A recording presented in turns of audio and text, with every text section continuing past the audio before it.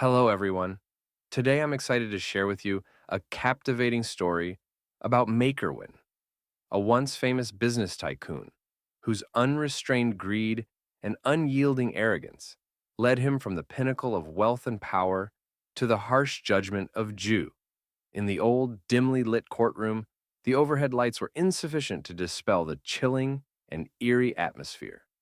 Whispered conversations rippled through the crowd, like murmurs from another world, all eyes fixed on the doors, waiting for Makerwen, the wealthy and powerful businessman, to enter. When the doors creaked open, the air felt heavy, as though it had been compressed. Makerwen appeared tall, commanding, and dressed in a sleek black suit, exuding confidence and arrogance. Yet there was something unnatural about him. A cold aura seemed to trail behind him, causing shivers among those seated nearby. Makerwen didn't resemble a defendant facing justice. He walked into the room like an honored guest at an exclusive event. His gaze swept across the courtroom, pausing on each face as though daring anyone to challenge him.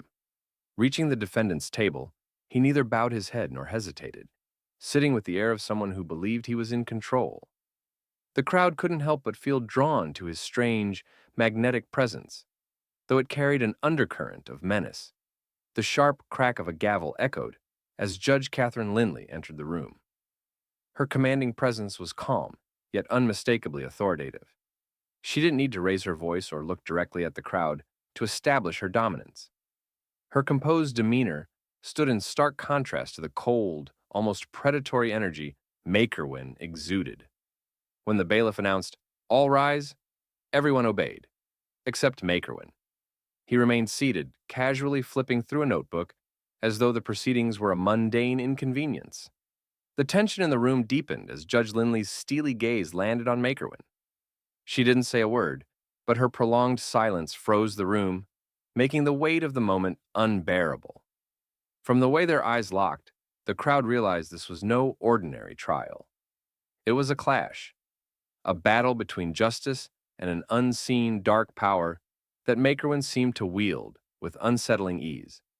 Makerwen, once celebrated as a symbol of success and power, was now exposed under the unrelenting light of truth.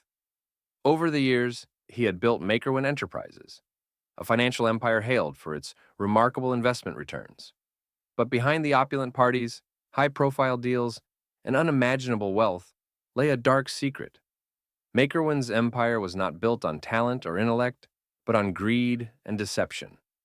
Makerwen was not merely a businessman, he was a master manipulator.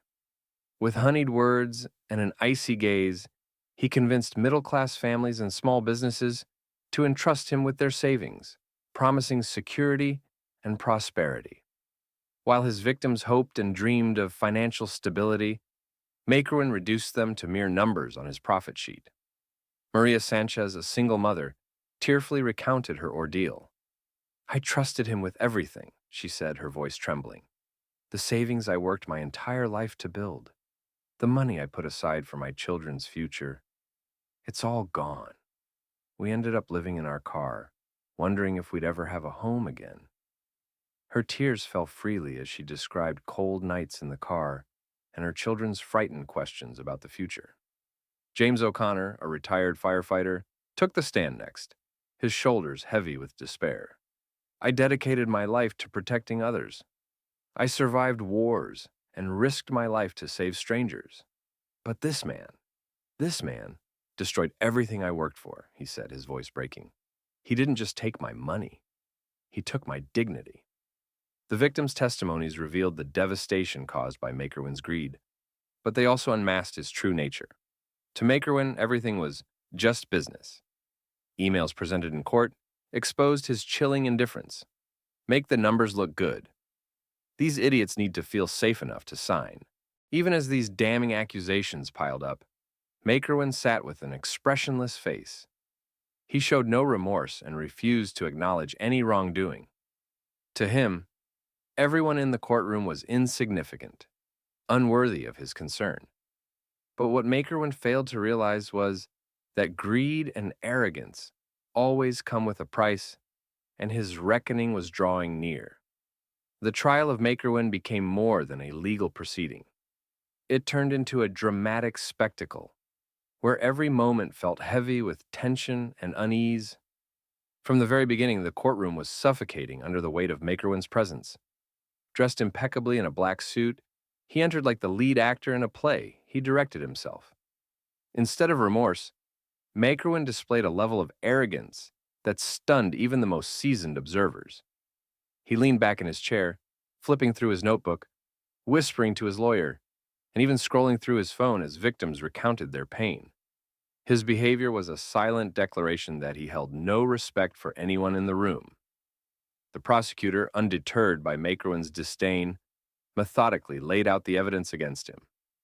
One of the trial's most unforgettable moments came when a series of emails was presented. The prosecutor read the chilling words aloud, "Make the numbers look good. These idiots won't suspect a thing." The courtroom fell into stunned silence, the weight of the words freezing the air. The eyes of the victims, the prosecutor, and Judge Lindley all focused on Makerwen. But he simply smirked, as if this was just another game he had mastered. Judge Lindley's steely gaze didn't waver. She asked, "Mr. Makerwen, do you acknowledge these emails?" Makerwen leaned toward the microphone, his voice slow and mocking. "Yes, I wrote them, but let's not overreact. It's just business language. You wouldn't understand." His condescending tone ignited murmurs of outrage from the gallery. Some victims openly wept, not from the confession, but from the sheer audacity and coldness of his response. Judge Lindley struck her gavel hard, her voice sharp and unwavering. "Order in the court!" She fixed her gaze on Makerwen. "This is not your boardroom, Mr. Makerwen. This is a court of law, and here justice reigns supreme." For the first time, Makerwen's smirk faltered. Judge Lindley's words were a warning. Justice cannot be bought, and it was closing in on him. When the day of sentencing arrived, the courtroom was filled with a palpable tension. Victims, reporters, and onlookers sat in silence, their eyes fixed on Judge Catherine Lindley, who was about to deliver a historic verdict. Makerwen, sitting at the defendant's table, wore his usual air of confidence. He crossed his arms, leaned back, and even smirked at the crowd, as if he believed he was untouchable. But today his arrogance would meet its end. Judge Lindley's voice broke the silence, firm and deliberate. "Mr. Makerwen," she began, her piercing gaze locking onto him, "you have been found guilty on all charges: fraud, deceit, and obstruction of justice. The evidence against you is overwhelming, and the testimonies of your victims reveal the extent of your cruelty. You didn't just steal money. You stole futures, safety, and hope from countless lives." Makerwen's composure began to crack as Judge Lindley continued, her tone colder with each word. "In this courtroom, you have displayed arrogance, a complete lack of remorse, and utter disregard for the people you have harmed. But justice does not bow to power or wealth." She paused, letting the weight of her words hang in the air. "I hereby sentence you to 30 years in federal prison without parole. Furthermore, all your assets will be liquidated to compensate the victims of your crimes." The room erupted in gasps, tears, and applause. Makerwen shot to his feet, his face red with fury. "You can't do this! I'm Makerwen!" he shouted, his voice echoing through the room. But his protests were drowned out by the crowd's cheers. As he was led away, the weight of his crimes finally seemed to settle on him. Justice had prevailed, and the arrogance that once defined Makerwen had finally brought him to ruin.